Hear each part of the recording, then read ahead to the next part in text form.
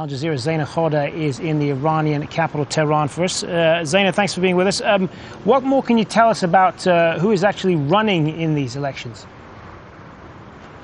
Well, really, this election is a battle between the conservatives, the hardliners, those who are in power. And you can say that the conservative camp really is divided into two. You have supporters of the president, Ahmadinejad, and you have the supporters of the supreme leader, Ayatollah Ali Khamenei. So this is really a contest among officials within the ruling establishment. There is nobody from the opposition who's taking part. They're not contesting in this poll. In fact, reformists, people who disputed the 2009 presidential elections, they are under house arrest. So this is really about a test.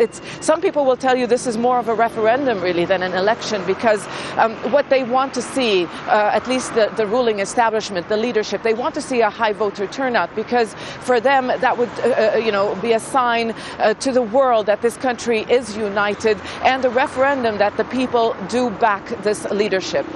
So, Zeina, then, if, as you're saying, this is basically just a referendum on the current government, what is the mood among people right now? Do they get a sense that anything will change? Well, you get mixed reactions when you talk to people in the streets. You go down to conservative areas, for example, here in Tehran. People there believe it is a religious duty, a national duty to turn up and vote. They are heeding a call, an appeal, really, which is being made by the supreme leader. You see posters on almost every street corner. He's calling on the public to vote. And, of course, these are the supporters, the hardline supporters of the government. But a lot of others are disillusioned. They believe that their vote just won't count, because they blame the government for the economic policies. Yes, the international sanctions have had an effect on this economy, but they blame the government of Ahmadinejad for causing an economic crisis, and they believe the parliament didn't do very much really to hold the executive branch to account. And of course you have those who support the opposition, the so-called Green Movement, and they will be staying away from the polls. And Zeina, we mentioned there earlier the last time the major elections took place in Iran in 2009 and the mass protests that followed that vote. Any sign